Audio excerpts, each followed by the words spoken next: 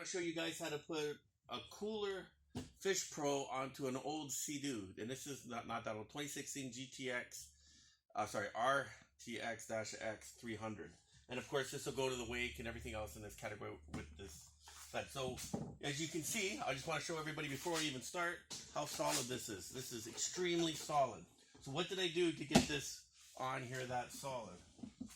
I'll show you guys. Okay. First, what you need to do is put these brackets in that come from seadoo. They cost $70. You can close up, look at them. Now, how to put those on. There's not a single video out there that shows you how to put that on that I could find, so I decided to make my own.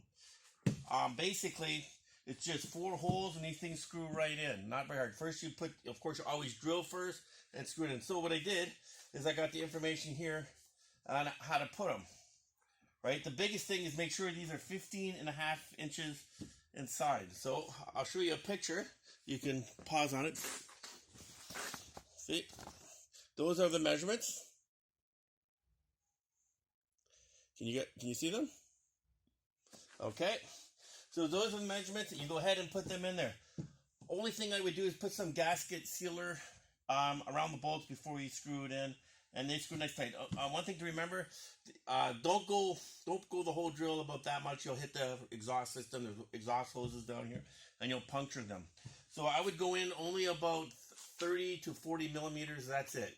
And you got to remember, there's 2 sheets of plastic. There's this plastic out here, which we all know that it's the fiberglass here, and you got to go through both of them.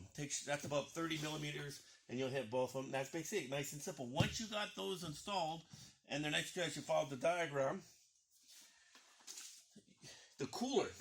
This is a Fish Pro cooler. What I had to do when I first put it on, it was all out of balance, right? So you buy these on Amazon, and basically the rubbers that goes on the jack, and you can see, get a close up. So I bought 2 of these, and what I did, and I put them under here so that it would be solid. At first they're not solid. The cooler was all kind of moving, so it wasn't solid at all. So what I did is I bought 2 of these rubbers. They're about 20 bucks on Amazon. And what I did, if you look at it, it's about that big normally, but I cut it. So what I did is I cut it down the center, and you'll see the 2 pieces is in here. So what I did is I put 2 screws, and make sure that you drill it with a larger drill bit first, so the screws are not flush or sticking out. They're actually inserted in there. So I went about a 1/4 inch in on both screws, and I put them on these spots. Right here. And I just used the full rubber. All they did is cut down the center, bang, bang. It gave me the perfect tilt. In the back, as you can see, they're sunken into, because you don't want to wreck your rubber here, right? So drill the 2 holes, and you can see exactly where they are. They're on the things that come up. These ones are not on there. They're inside, so you want to get the perfect measurement. That was the perfect measurement. Easy to do. These ones are on top of the thing that holds up the cooler properly. Right? And that'll give you the perfect fit. And man, it is tight once it's on there. So to get these measurements, if you look here, there's lines.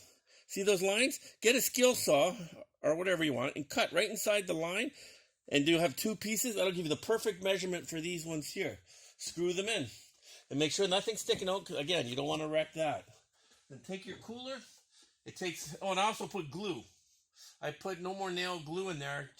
Just extra precaution. I don't think you really need it, but I did it. And I'll show you how easy that goes on. So easy. So find your spot here. I always have trouble finding it. See, it's in. Then tighten up the clamps here. I probably won't be able to get it in. Yep, they're in. That's clamped in. Look how solid that is. You can't move that off. That's perfect tightness, and that's what you want. And that is never to move. You can sit on it now and do whatever you want with it. Without those rubbers, it would be very unstable, and you wouldn't be able to sit on it. You wouldn't be able to use it. Now it's nice and sturdy. And that's it for the video.